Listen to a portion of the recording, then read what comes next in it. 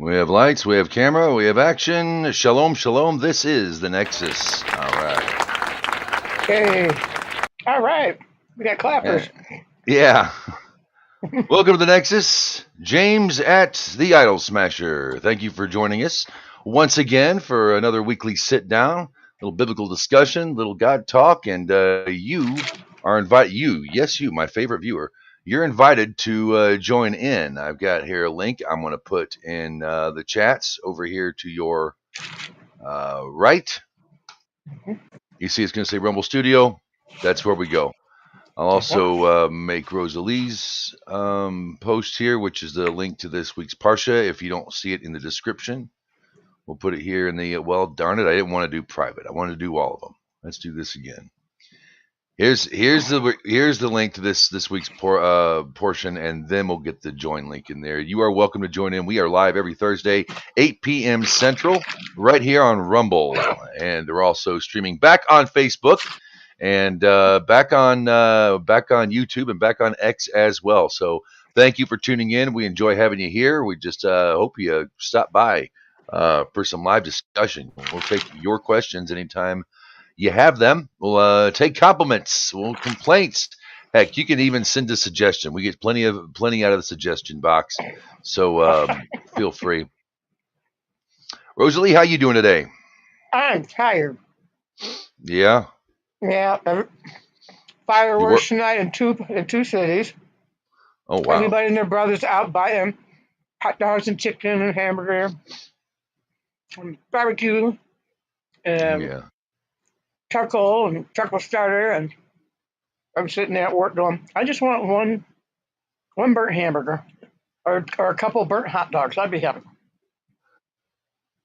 And ribs, oh my God. The ribs, oh my God. It was a heavy day.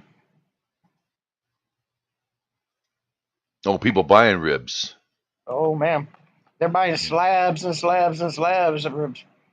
Yes.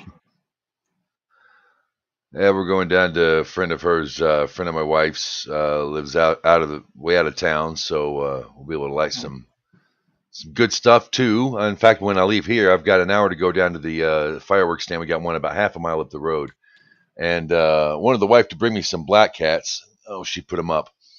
She got a couple of these packs. They're about that big, and I need like a roll of black cats. I want eighth of a mile. That's what I need. That's all I'm buying. That's all I need to hear those a few times, and it's an all right 4th of July. Yep. So I haven't had a 4th of July off in a while, so it'll be nice. Yeah. No, we got lots of stuff happening in the world. Lots of stuff happening this week's Parsha. It is one of what we call an action-packed Parsha. So much happens in it, and each event is worthy of its own study. But we'll take the whole thing. And I've found something in Dennis Prager's book as well. I want to read out, which I thought was a great take on one of the events. Let's get over there to that Parsha text.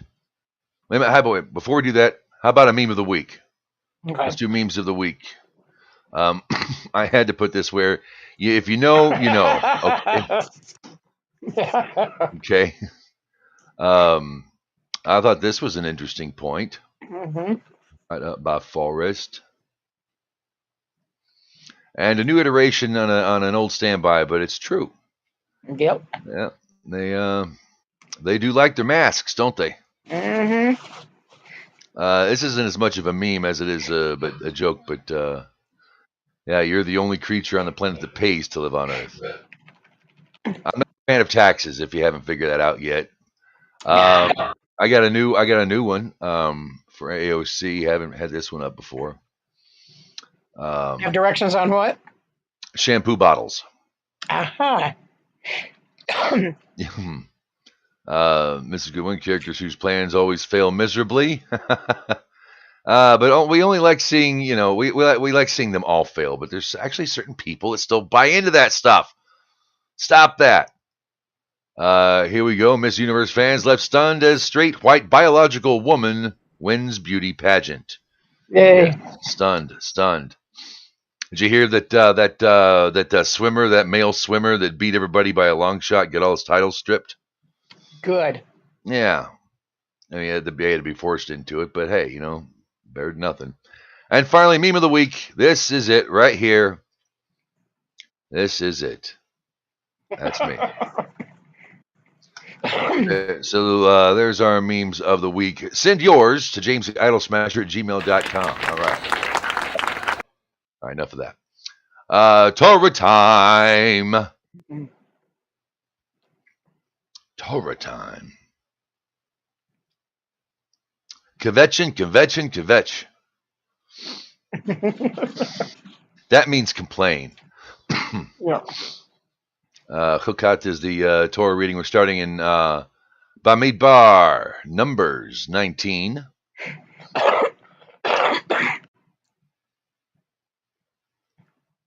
Let me see where my commentary I got picked out lands up, so I'll get me ready here. I don't have a lot of room to work with anymore. Okay. Yes, we'll get to that. All right. Good. Shall we read through? Now we're going to learn about something here. You're going to learn about the ritual first and what you have to do, and then we find out why it is that we do this. God spoke to Moses and Aaron, saying, "This is the rule of the Torah which God has commanded you to say to the people. Speak to the Israelites and have them take for you a totally red-haired, unblemished cow upon which no yoke was laid. You must give it to Eleazar the priest, and he must take it outside the camp, and someone must slaughter it in his presence. Eleazar the priest must take some of its blood with his finger and dash it toward the front of the tent of meeting 7 times. Someone must then burn the cow in his presence. He must burn its hide, its flesh, and its blood along with its dung.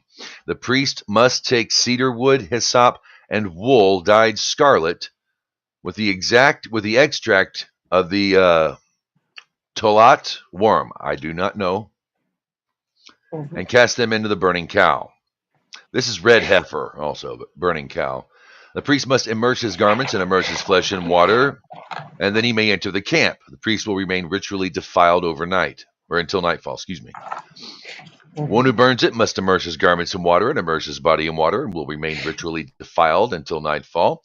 A ritually undefiled person must gather the cow's ashes and place them outside the camp in a ritually undefiled place. It will remain for the community of the Israelites as a keepsake, for these ashes are mixed with dashing water used for ritual purification. We don't know why certain laws are the way they are. We have the chok, I think, and the mishpat. Mishpat's like what we might say rational laws, like not stealing, not murder, that sort of thing. And then we have this right here, which is really not. It's not really explained how it works. You just do it because this is what God said to do. And there are a lot of there's a lot of that in Torah. So I haven't looked into the Rashi this go around, but ritual purification, it's necessary for what we're about to get to. The one who gathers the cow's ashes must immerse his garments in purifying water, and he will remain ritually defiled until nightfall. The following will be an everlasting rule for the Israelites and for the ger who resides among them. If you're reading along with us at Chabad, they'll say a convert is a Jew. A Jew isn't among the Jews. You'll do it for the Jews and the Jews among the Jews. No. We convert, but we aren't Jews, and I don't like that word. I don't like that word. Anyone who touches the corpse of a human being will become ritually impure for 7 days. On the third of the 7 days, he must purify himself with it, and then be rid of ritual defilement, but if he is not dashed with it on the 3rd and 7 days, he will not become rid of the ritual defilement. So this is anybody who touches the corpse of a human being who has died and does not purify himself. He's defiled the tabernacle of God. That soul will be cut off from Israel. For dashing water was not dashed on him, so he remains ritually defiled. His ritual defilement remains upon him. This is the law. If a person dies in a tent, anyone entering the tent and anything present in the tent will be ritually defiled for 7 days. Any open earthenware vessel that has no seal fastened around it becomes ritually defiled. In an open field, anyone who touches the person slain by the sword, a corpse, a human bone, or a grave will be ritually defiled for at least 7 days. They must take for that defiled person some of the ashes of the burnt cow used for purification, and he must mix them with spring water in a vessel. So this he's letting you know the cure and then telling you the problem. And death is a regular occurring thing in life. So how we deal with it is very important. Ritually undefiled person must take some hyssop and dip it into the water and dash it on the tent and all the vessels and on the people who were there, and anyone who touched the bone, the slain person, the corpse, or the grave. The ritually undefiled person must dash some of the solution on the defiled person on the 3rd and 7th days, and he will purify him on the 7th day. He must immerse his garments and immerse himself in purifying water, and he will become ritually undefiled at nightfall. If you don't purify yourself, you're cut off. This will be a perpetual rule. Anyone who dashes the dashing water must immerse his garments. The person who touches the dashing water remains. What is this? I'm busy and live. He knows better. That's my bro. And I forget to turn it off. Usually I like to bury my phone in the backyard if I could. Not a fan.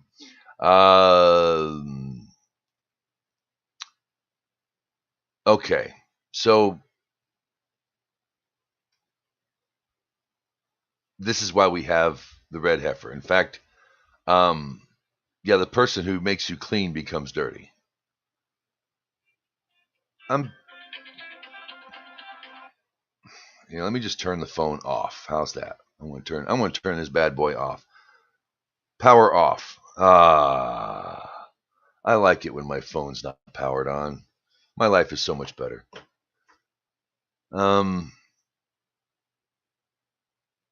Kvetching. My goodness.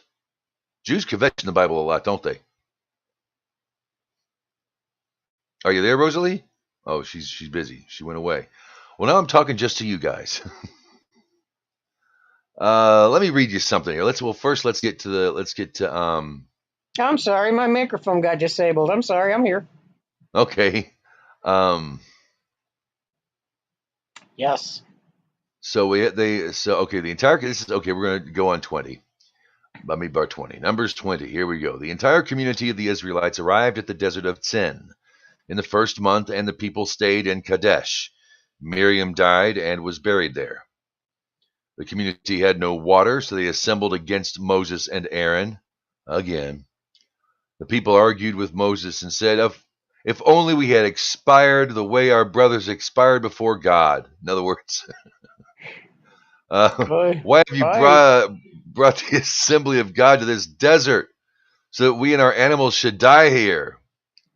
Why have you taken us out of Egypt to bring us to this evil place?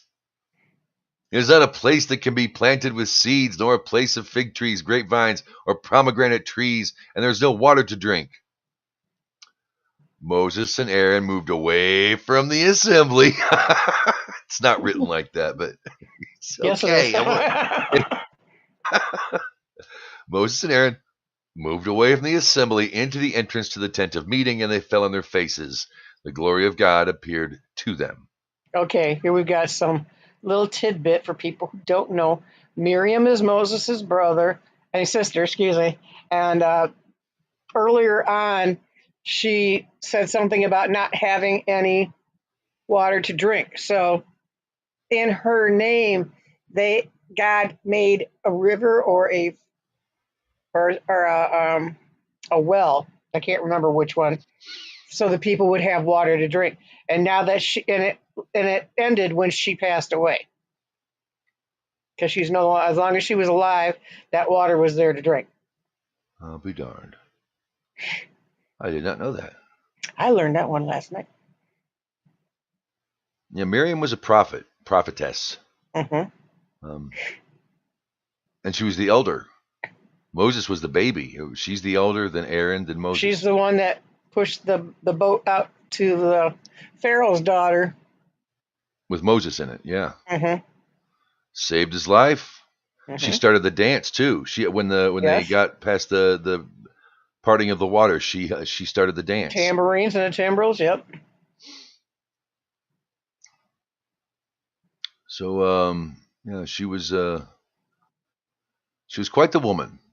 Little haughty, but she was quite the woman. Okay. Mm-hmm. God spoke. We're going to keep on going. Verse 7. God spoke to Moses, saying, "Take the staff and assemble the community, you and your brother Aaron, and speak in their presence to the rock, so that it give forth its water. You will bring forth water for them from the rock, and give the community and their animals to drink." Moses took the staff from before God, as he had commanded him. Moses and Aaron assembled the assembly in front of the rock and said to them, "Now listen, you rebels. Can we draw water for you from this rock?" Moses raised his hand and struck the rock with his staff twice. And an abundance of water gushed forth, and the community and their animals drank. God said to Moses and Aaron, "Since you did not have enough faith in me to sanctify me in the eyes of the Israelites, you therefore will not bring this assembly to the land that I have given them."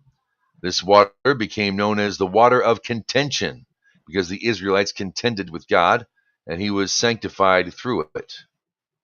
Well, Moses was also told to talk to the rock and not hit it. Yes. That was the big thing there.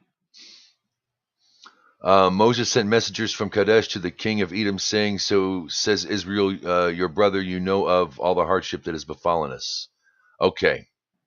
All right, we're not going to get there yet. Let me read you something out of the latest installment released from Mr. Dennis Prager of Prager University. You can get this on Amazon. You can get it. I'm pretty sure you can get it at PragerU as well.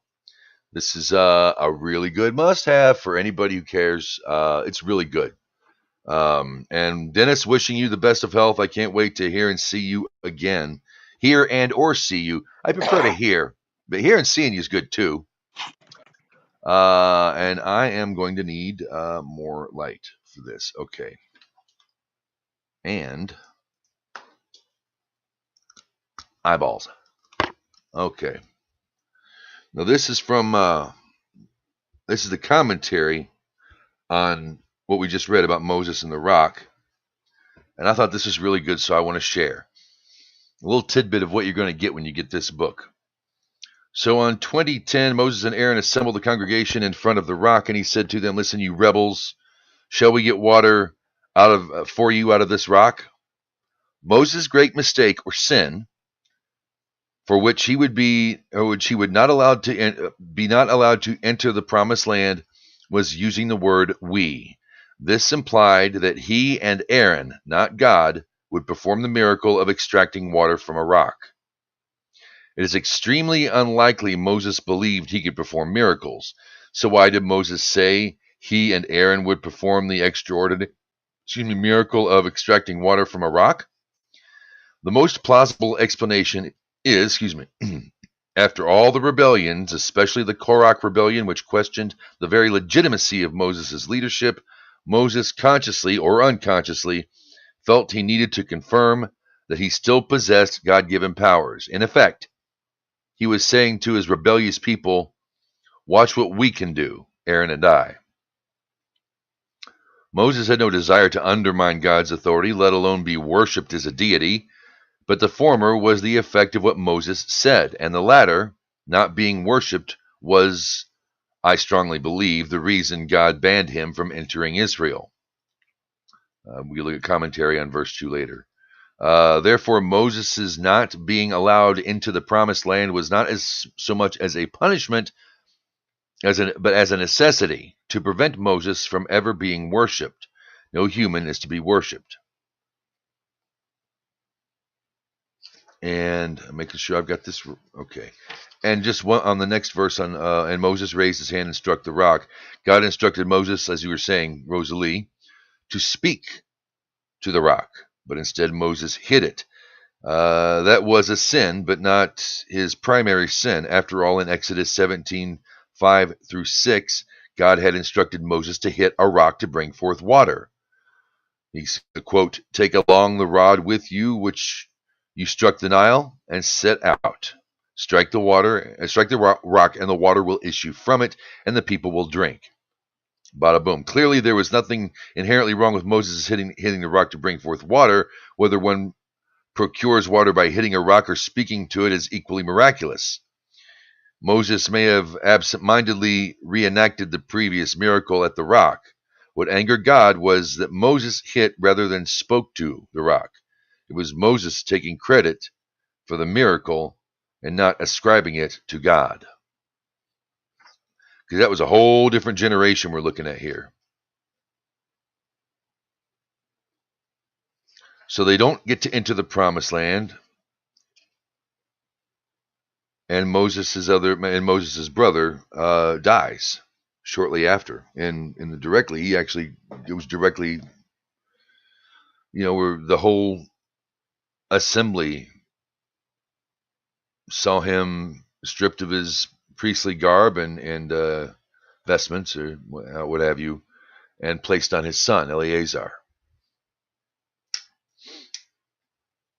who's to be the next Kohen Gadol, the next high priest. And he died, and the entire congregation mourned for 30 days.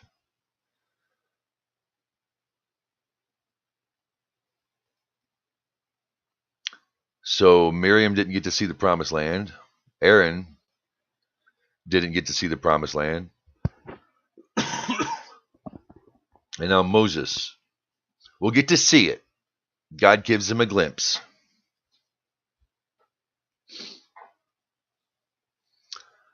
Oh, what's going on here? Yeah, Edom, yep. Just can't hack it, can they? They just can't give brother Israel a break, I tell you. Let us pass through. We'll stick to the highway. We won't bother anything. We've got our own. We don't need anything from you. We just want to walk through. No, I don't want you to.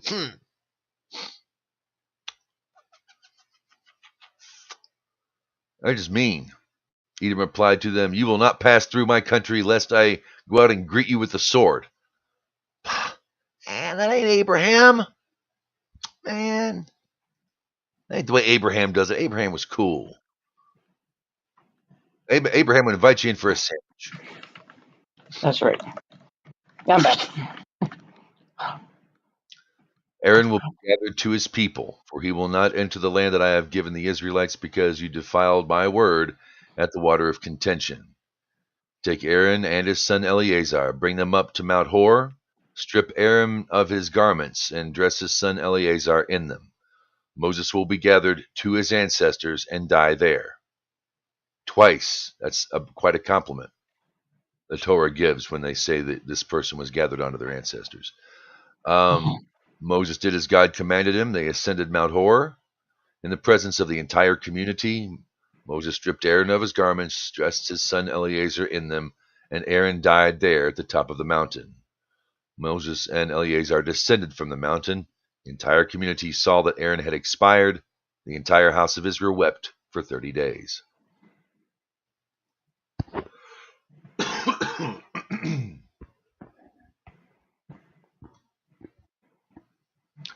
So, let's see. The first people to come against Israel. Oh, here we go.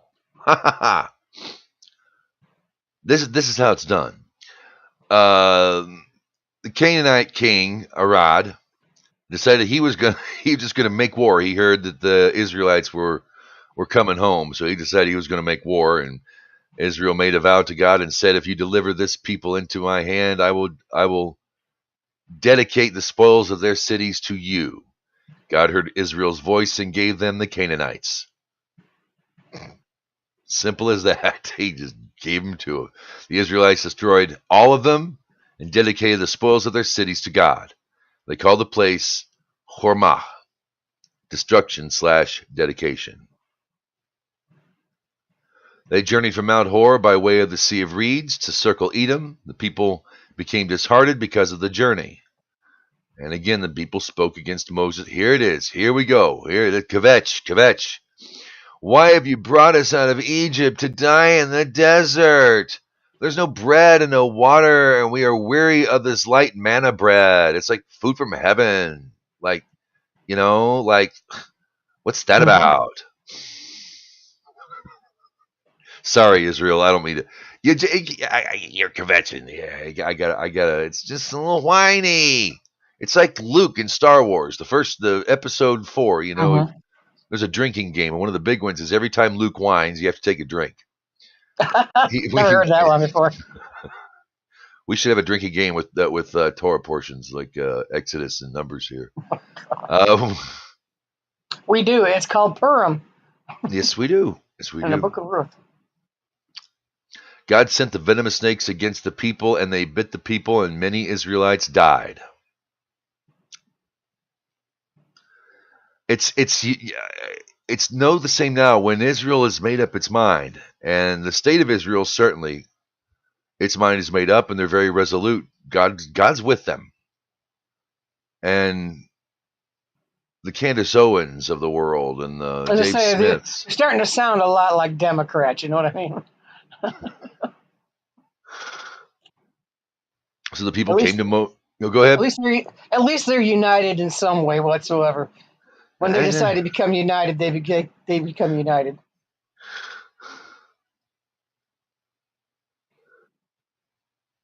Y'all better be grateful Trump don't have snakes.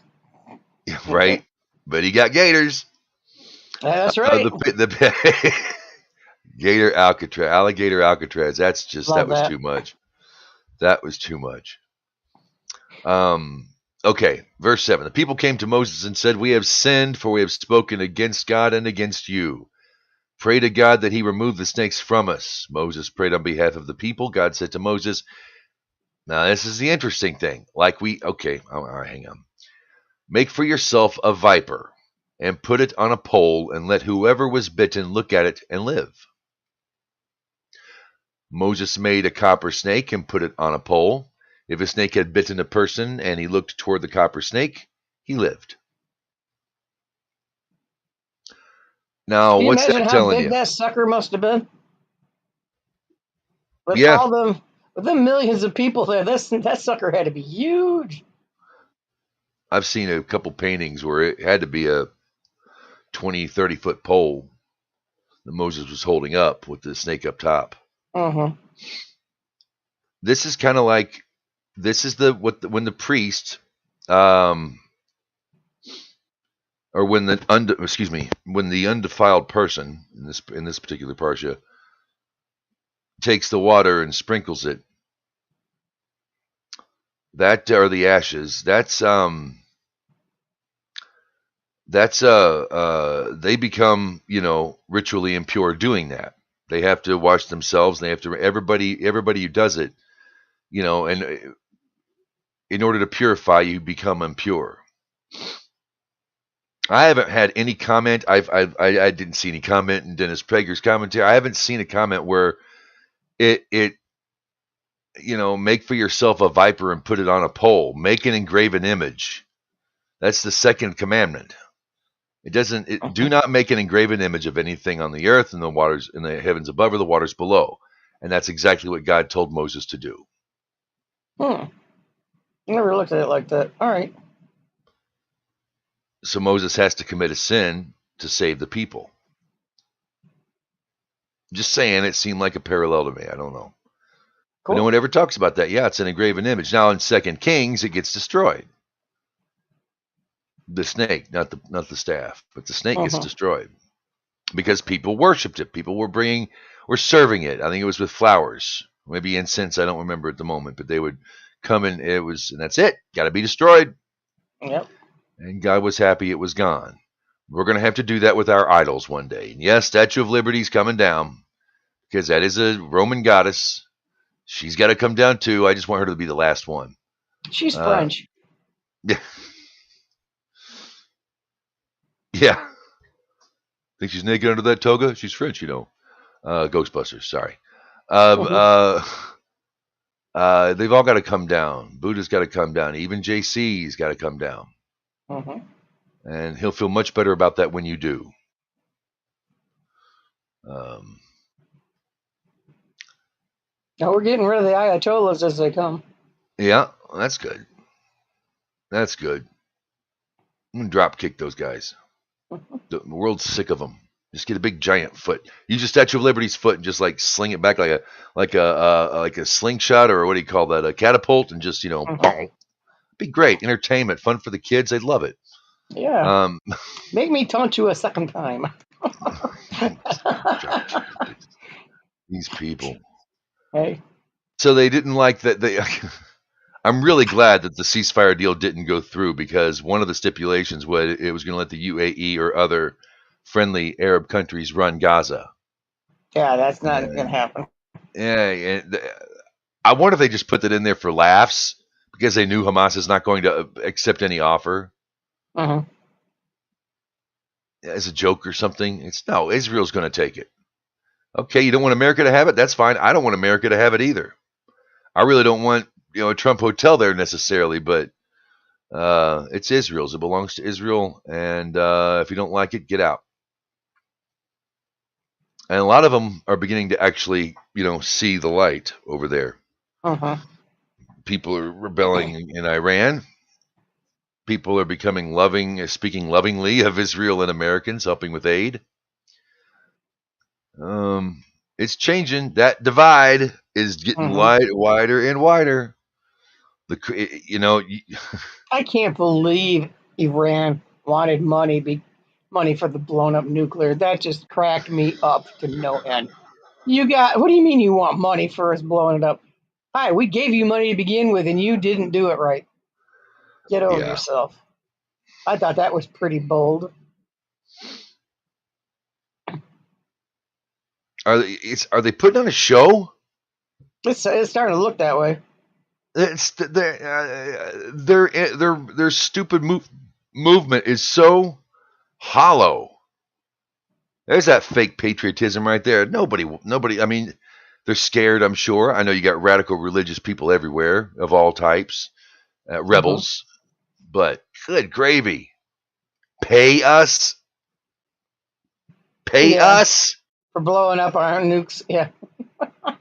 If you weren't threatening to kill us all every day, every hour of the day, etc., etc., if you didn't make that some religious calling for the Muslims to kill everybody who's American or anybody Zionist or all the Jews, if you weren't like that, we probably wouldn't care. Pakistan has nukes. North Korea, who everyone thought was going to start World War III, has nukes. I don't hear Russia talking genocide. I hear China, but they're more into that infanticide. That's that Oriental kind of kinky genocide thing where they kill off their own children. The ritual. So they're in deep trouble because of their breeding habits. They've had horrible flooding. They've had horrible earthquakes. It's been really, yeah. They got to get rid of that government over there. It's not been good to them. Still have Mao on the money too. My goodness, I have a fly who loves me. The fly who loves me. No. The new Children's Bond episode. So if I see me swatting a fly, we have a fly in my room and I just can't get it out. I don't have a swatter handy. I don't think. Let's see. So we got let's see, Moab. Took them down, put the sword to them.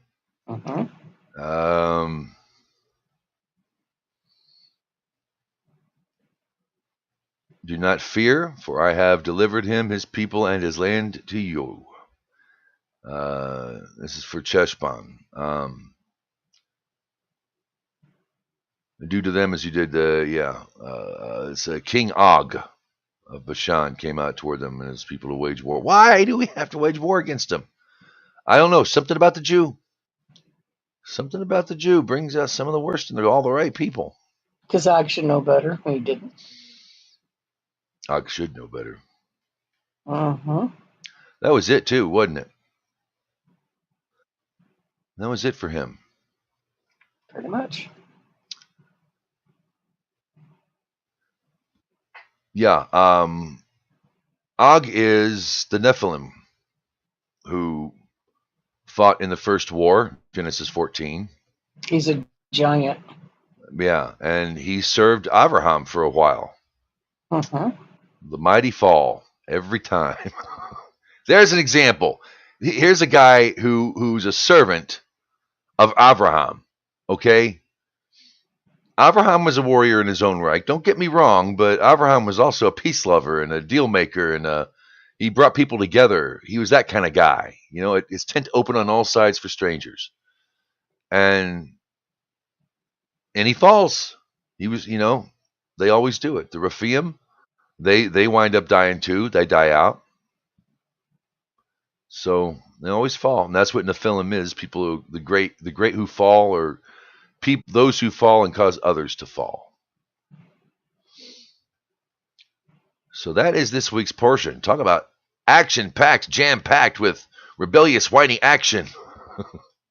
I mean, you could take any of these stories and study them individually and get a lot out of them. But we've got war. We are in a world of war, and I say pick a side, y'all. I guarantee it. If it's something good, they're not going to hate Israel. You don't have to love them. You don't have to go all Ger. You don't have to be a Noahide, nothing like that. I'm just saying that when you look in the world, you have people who hate the Jews, and the more you see the hate for Jews spread, the crazier, the more psychotic, the psychosis, the mental gymnastics that one has to go through to come to a true hatred. And it can be taught to you, like in Palestine, Gaza, and it can be taught. Yes. When you teach your children that the Jews have a third leg, they have to keep tucked away so you don't see it. When you can teach children this way. So I'm not saying that's the only way to do it, but for people in a free country in Europe and the West, here in America, you get all the crazies are gathering up, against Israel. LGBT had nothing to do with Palestine, Israel. Neither do socialists, and neither do Black Lives Matter, but they'll all gang up together and hate the Jews. Isn't that interesting? Uh-huh. Plus, did you know that I'd never heard this before, but you've heard of the Hebrew Israelites, right? Yeah. Yeah, it's like a crimson shade of red, right? The Hebrew Israelites? That's not right. They were black folks. The black Israelites. The black Hebrew Israelites. That's what Israelites like saying. It's a crimson shade of red, or a reddish shade of crimson. It's the same. It's Hitler. Uh-huh.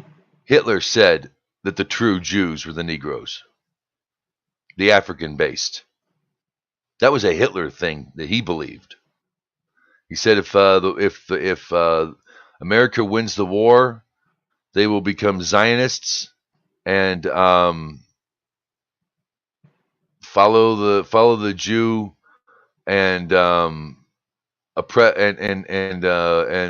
to the black who are the true Jews, something like that. But the whole black Hebrew Israelite thing, Adolf Hitler thought you were the real Jews too. So good on you, mate. Sorry, your African origin has absolutely nothing to do whether you're Jewish or not. And the thing is, all the Jews know each other of all colors from all over the world. Okay, they went a lot of places. They settled not just in Europe. They were already settled in many places. China, Spain, Morocco, Russia. Yemen, Ethiopia has had Jews there since Solomon's time. Uh-huh. So yeah, has nothing to do with your race. It's they know who the Jews are because you can tell a Jew can tell a Jew. How do you know? Is he keeping mitzvot? That's how you can tell a Jew. When they pray in the same language, look nothing alike, speak their native, not native tongue, but their non-Hebrew tongue that they speak, that they can pray together in Hebrew, never seeing each other for thousands of years. They come together doing the Keep same Shabbat. thing. Yes, Keep keeping Shabbat Shabbat. properly. Uh-huh. That's how you can tell a Jew. You don't get to be Jewish. Other people like Dave Smith, apparently it was his grandfather on his father's side who was Jewish, and he calls himself Jewish. Gav brought up a point. He says, I'm Jewish enough that Hitler would kill me. It's like, what kind of qualifications is that? Well, that's how Jewish I am. It's, yeah, he killed a lot of people for stupid reasons too. Poles, Slavs, infirm, anybody brown, socialists or communists. He was socialist. He didn't like partisans. Just a moment. I used to be able to catch a fly. And it was something I used to do for fun, kind of keep your reflexes going. You get a fly, you can catch them, throw them outside. Wax on, wax off. Yeah, good reflex stuff. Oh yes, empty patriotism. I don't want this coming back. Everyone thinks Trump's in office and suddenly it's okay to be patriotic, which is true. In many ways. It's we got to win. That gives us some confidence as a nation, to those of us who want to preserve it. But I also see a lot of folks that are just angry and fed up, and they're just kind of spewing. It's not like a love for America. It's the America. And that's cute. That was cute for about 5 minutes in the 90s. Yeah. America. But it's empty. If you want to love, if you love this country, you might be a redneck. Here's your sign. You don't. If your mother's hair can get caught in the ceiling fan, you might be a redneck. Okay. So yeah, empty patriotism. I guess we kind of have covered that already.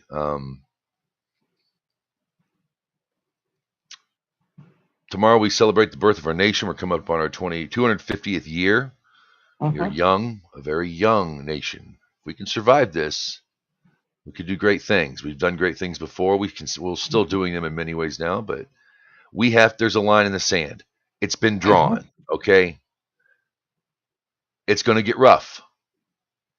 And it might get a little rougher, who knows? But all I can say is pick a side, because this is it. This is it. We have, some say, 200 and some odd years left, 215 years left. 216 before the end of 6,000. So it's about that time. But if you can't sit on the sidelines anymore. My son is a sideline sitting fool. Don't be like my son. He's good at other stuff, but he's not good at giving a damn. You got to start giving a damn, and you got to take a side. This is the time to do it. And you don't have to go out and kill people. You don't have to join an army. You can fight it at the ballot box. You can fight it by talking to people, and you can fight it by shutting down communists. I did not know that there was a law on the books prohibiting communism in America. Yeah, it came out. What was it? Oh shoot! Back when they were arresting them all back in the 50s. Yeah.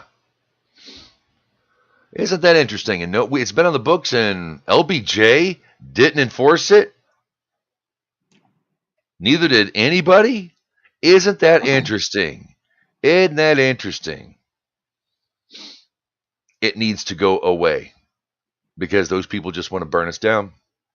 They've got their own idea of utopia. They're not bad people who want to just destroy for the sake of destruction. I think that primal comes out, but they want to build this utopia, so they have to burn the old one down first. They can't just improve or have anything to offer the system as it is to us living on it, in it. No, they have to burn it down first, and then we can build what we want. You need to go away. Or not. Get out. I think there should be a law in the books that says if you've got proof that you can show to anybody, show to a court, you should be able to kill them on the spot. Any American citizen should be able to kill a commie. That's what I think of them. They're enemies. They're just the enemies of all things good and decent in the West. And I'm tired of them. I'm sick to the teeth of it. I'm sick to the drama, the destruction. You just got to throw a brick through someone's business. You just got to set someone's car on fire because he had the wrong brand of car. Shoot all the Karens. I'll take a Karen over a communist.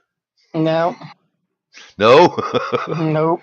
You'd probably deal with more Karens than I do, I'm sure. Oh, you have no clue. Ooh. They come in all colors, too. Oh, yeah. Well, pick a side, folks. Stick with the good ones. And remember the Whiskey Rebellion. Government sucked before the revolution. Government sucked afterwards. And it still sucks to this day. They put a provision in the big, beautiful bill. They added this. If you gamble, we get 10% of what you gamble with. So you could bet, make a $10,000 bet, lose the bet, and still have to pay 10% tax on it. Damn. That's screwing the Indians. I wonder if they can do that in tribal land. I don't know. No, I don't know. That's a good question. They might be able to do it in Vegas, but I don't know if they can do the tribal land one. I'm not for gambling, and we discussed, casinos being a form of theft. But to tax somebody for money they lose, please. So that was government's Whiskey Rebellion. The British taxed the tea, 2%. We had a nice little spaz to say we've gone native. I'd like to know how they're going to do that. I'd like to know how they're going to do that. Probably through all the electronic gaming and fantasy football and all that stuff. I wouldn't doubt that. They've got like the MGM has a betting app on football, that sort of stuff. I know, but when you go in the casino, they try. If you sign up for all this, you get your card and everything. Not everybody signs in to sign up for stuff, or nor do they use their card. So it's like, how are they planning on enforcing that? That's not going to happen.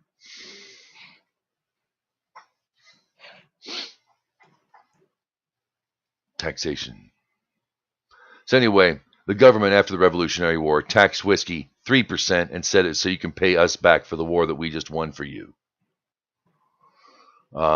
Government sucked then. Government sucks now. Government sucked before. Meet the new boss, same as the old boss. The difference is the people are armed, and the government can't do a whole lot to you. Pretty much. Compared to most governments, but they let us get armed, and that's going to be their that's going to be the clincher. The Second Amendment. All right, where are we going here? Let's do Haftorah. What do you say? Okay. Do you want to read it? Do you want me to read it? It's up to you. Hey, I read the Parsha. You can read this part. All right. All right. We are in Judges, starting in chapter 11, also known as Shoftim. Okay, now Jephthah, the Gileadite, was a mighty man of valor, and he was the son of a woman harlot. And Gilead begot Jephthah. And Gilead's wife bore him sons. And his wife's sons grew up and drove Jephthah out. And they said to him, "You shall not inherit in our father's house, for you are the son of another woman." And Jephthah fled from his brothers, and he dwelt in the land of Tob. And idle men were gathered to Jephthah, and they went out with him. And after many days, and the children of Ammon made war with Israel. And it was when the children of Ammon fought with Israel, and the elders of Gilead went to take Jephthah from the land of Tob. And they said to Jephthah, "Come and be our chief, and we will fight with the children of Ammon." Jephthah said to the elders of Gilead, Did you not hate me and drive me from my father's house? So why have you come to me now when you are in distress? And the elders of Gilead said to Jephthah, therefore we return to you now, and you shall go with us, and you will fight with the children of Ammon, and you shall become our head over all the inhabitants of Gilead. And Jephthah said to the elders of Gilead, if you bring me back to fight with the children of Ammon, and the Lord delivers them before me, I will become your head. And the elders of Gilead said to Jephthah, the Lord shall hear between us. If not according to your words, so will we do. And Jephthah went with the elders of Gilead, and the people appointed him a head and a chief over them. And Jephthah spoke all the words before the Lord in Mizpah. And Jephthah sent messengers to the king of the children of Ammon, saying, what is it between me and you that you have come to me to fight in my land? And the king of the children of Ammon said to the messengers of Jephthah, because Israel took away my land, and when they came out of Egypt from Arnon and up to the Jabbok and up to the Jordan, and now restore them peacefully. And Jephthah continued and sent messengers to the king of the children of Ammon. And he said to them, so said Jephthah, Israel did not take the land of Moab and the land of the children of Ammon. Because when they came out from Egypt, and Israel went through the wilderness upon the Red Sea, and they came to Kadesh. And Israel sent messengers to the king of Edom, saying, let me pass through your land. And the king of Edom did not listen. He also said the king of Moab he sent, and he was unwilling. And Israel abode in Kadesh. And they went through the wilderness, and they went around Edom and the land of Moab, and they came to the east land of Moab. And they encamped on the other side of Arnon, and they did not come within the border of Moab, for the Arnon was the border of Moab. And Israel sent messengers to Sihon, the king of the Amorites, the king of Heshbon. And Israel said to him, please let us pass through your land to my place. And Sihon did not trust Israel to pass through his border. And Sihon gathered all his people, and they encamped in Jahaz, and he fought with Israel. And the Lord, the God of Israel, delivered Sihon and all of his people into the hand of Israel. And they struck them. And Israel possessed all the land of the Amorites, the inhabitants of that land. And they possessed all the border of the Amorites, from Arnon up to Jabbok, and from the wilderness up to the Jordan. And now the Lord, the God of Israel, has driven out the Amorites from before his people Israel. And you want to possess it? Is it not that which Chemosh, your God, gives you to possess, that you may possess? And all that which is the Lord our God has driven out before us, that we shall possess. And now, are you any better than Balak, the son of Zippor, the king of Moab? Did he ever strive with Israel, or did he ever fight against them? When Israel dwelt in Heshbon and its towns, and in Aor and its towns, and in all the cities that are along the Arnon, 300 years. Why did you not recover them at that time? And have I not sinned against you, and you do wrong with me by fighting against me? May the Lord, the judge, decide this day between the children of Israel and between the children of Ammon. And the king of the children of Ammon did not listen to the words of Jephthah, which he had sent him. And the Spirit of the Lord was upon Jephthah, and he passed over Gilead and Manasseh, and he passed over Mizpah of Gilead, and from Mizpah to Gilead he passed over to the children of Ammon. And Jephthah vowed a vow to the Lord and said, if you will indeed deliver the children of Ammon into my hand, and it will be, whatever comes forth, that shall come forth from the doors of my house towards me, when I return in peace from the children of Ammon, shall be to the Lord, and I will offer him up a burnt offering. Jephthah passed over to the children of Ammon to fight against them, and the Lord delivered them into his hand. And he struck them from the Aor until you come to Minnith, 20 cities, and up to Abel Keramim, a very great slaughter. And the children of Ammon were subdued before the children of Israel. Dun, dun, dun. There you go. Fake news. Fake news. Fake news. Fake news. They never stepped foot in Moab. They were never there. Never there. Some never said there. they were. A lot of people say they were. They weren't there. Nope. Oh, and they didn't steal your land. No, they're not colonists. They didn't steal your land, folks. Belongs to them. More They fake fought. news. They fought. They won. They claimed. God is great. God is good. Or was it? They tried to kill us. Oh, They yeah. tried to kill us. They came. They tried to kill us. We They won. fought us. Let's see. We won. Let's see. Yep. They stole our land. Now, see, that didn't ring my ear anytime past few years, but I hear it now. Yeah, sounds like Palestine. The Jews came and stole our land. No, they didn't. Fake news. You're fake news. Right. Oh, those Jews. I mean, people give them so much credit. I gotta ask. I gotta ask all my Jewish folks out there. Comment below. Tell me, are you at all flattered at the amount of superhuman comic book level powers that people give you guys?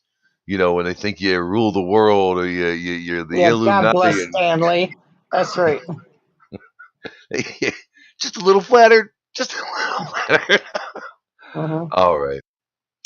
Any final words for the fine folks out there in Internetville before we close up this week's Happy 4th of July to all the Americans out there. Happy Canada Day, which passed on the 1st, I believe. Yep, if you're going to play with fireworks, don't be drunk. Don't blow your fingers off. That'd be great. That's why I went and I'd left for a few minutes because I had to let my dogs outside because it was getting dark. And we have a lot of fireworks around. And two main cities in my area are having fireworks tonight, which should be starting anytime now because it's dark. So I figured get them in there before they freak out and go nuts. Yeah, I'm about to get up. Lord knows what the rest of the neighborhood's going to do until what time. So there's that too. So it's like, all right. Yep, I'm going to go buy a whole bunch of black cats. Okay. And been saving money for it. So happy Independence Day, America. Never forget the Whiskey Rebellion. Happy birthday, America. Tea party, too. Shabbat Shalom, yes. Shabbat Shalom, yes. Yep, that's probably why they're having them today. And they figure, well, they'll get it done and over with this way. They can have a really good 3-day weekend. Yeah, that's right. Yeah, here's to everybody's 3-day weekend. Y'all be well. Shabbat Shalom. We'll see you on the flip side. Shabbat Shalom, yes.